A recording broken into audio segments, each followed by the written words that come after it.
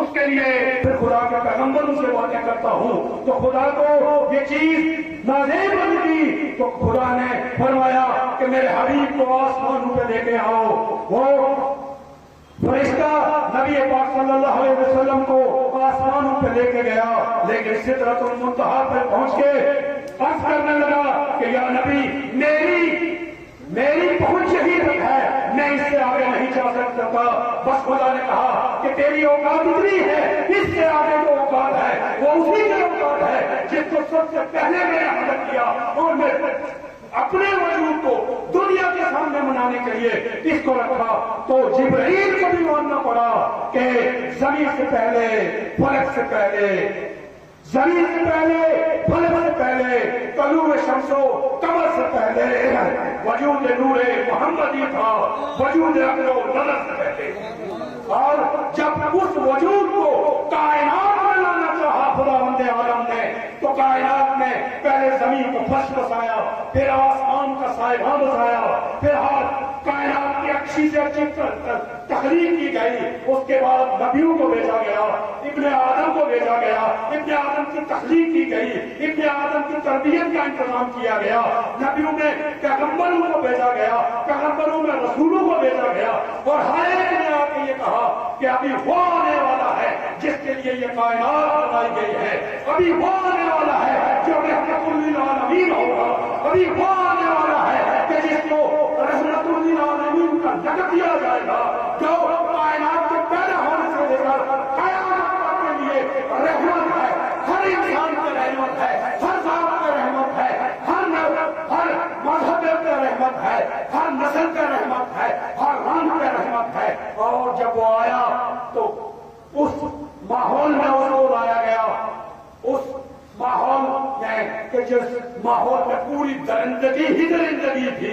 لیکن اس ماحول میں 40 سال تک اس نے اپنا کلچر پیش کیا. وہ کلچر کیا تھا؟ وہ کلچر یہ تھا کہ قیامت تک آنے والوں کے لیے وہ کلچر ایک پروپیگیشن کے طور پہ پیش کیا گیا کہ آپ بددینوں میں رہو لیکن ایماندار کہلاؤ,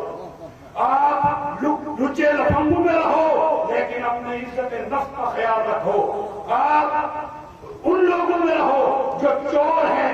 جو غلط کام کرتے ہیں, لیکن آپ کے کردار پہ ان کو انگلی اٹھانے کا بھی کبھی موقع نہ ملے. اور جواب میں آپ کو یہ آپ کے اذہان اہلیہ تک پہنچاتا چلوں کہ آپ جب دعوت ذوالعشیرہ کا بہترین طریقے سے محاصرہ کریں گے تو آپ کو پتا چلے گا کہ دعوت ذوالعشیرہ میں رسول کا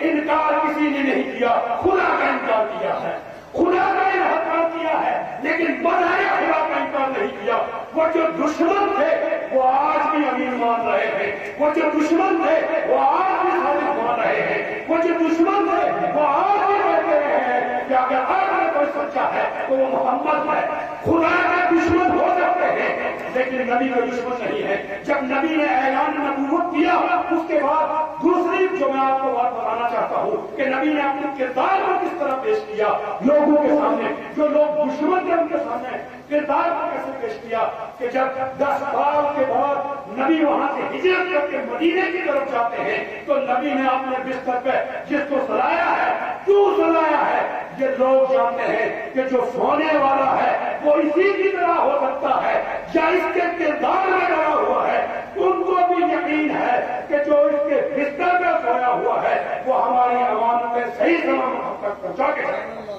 اور ہم سلام رکھتے ہیں اس نبی اکرم پہ جنہوں نے اپنے بستر پہ اپنے جیسے کو چنا تاکہ لوگ اس کے دشمن ہیں, اس کے خاندان کے دشمن تھے اور قیامت تک اس کی دشمنی دباتے رہیں گے, لیکن اس کے کردار پر شک نہیں تھا. یہ ان کو پتا تھا کہ نبی جا رہا ہے لیکن نبی کی جگہ جو سویا ہوا ہے وہ بالکل نبی کا وارث ہے. یہ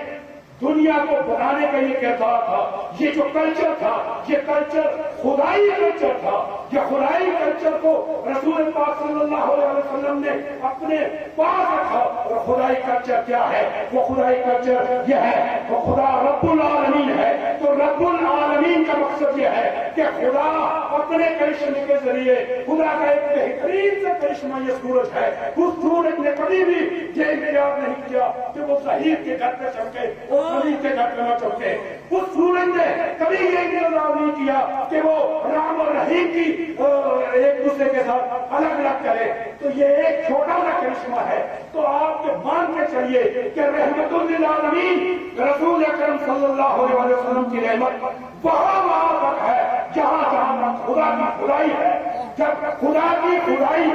وہ کسی کی عزت کو برقرار رکھنے کے لیے وہ اپنے انسان کو صرف انسان چاہتا ہے، وہ انسان کو ابن آدم کے طور پر اس کو دیکھتا ہے، تو یہ مان کے چلیے کہ جو انسان عزت دینے والا ہے وہ دنیا کے کسی کونے کا ہو، کسی دریا کا ہو، کسی شہر کا ہو، کسی مذہب و ملت کا ہو، کسی رنگ و نسل کا ہو، اس کا خدا اس کو عزت دیتا ہے، اس لیے وہ محنت کرتا ہے۔ جب اس کو عزت اس پہ مل رہی ہے تو نبی کی رحمت بھی اس پہ مل رہی ہے۔ جب ہم یہ میسج، یہ کلچر، یہ خدائی کلچر کو آگے بڑھائیں گے تو ہم پھر ذکر کریں گے اس رسول کا ذکر ہم کہاں کر سکتے ہیں جس کو خدا کبھی اس کا نام لے کر نہیں پکارتا۔ اسی لیے اس کو کہا گیا ہے کہ ذہن انسانی کہاں اور ذکر پیغمبر کہاں، بہر صاحب کہاں اور چھوٹا سا ساگر کہاں، بار مدحت کا اٹھا سکتا ہے مدحت کا کہاں، اتنی گنجائش والا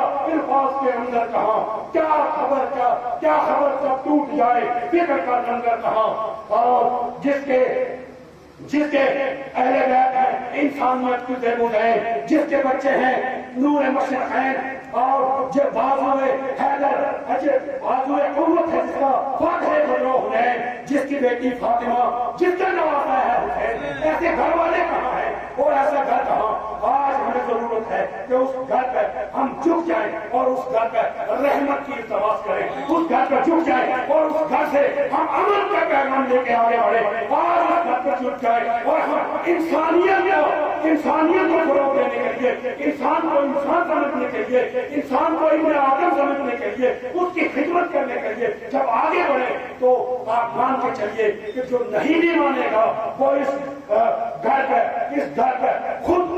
سر تسلیم خم کرے گا، اور بے ساختہ اس کے منہ سے یہ آواز آئے گی کہ بات از خدا بزرگ دوری کی سب مختصر، بات از خدا بزرگ دوری کی سب مختصر، بات از خدا بزرگ دوری کی سب مختصر۔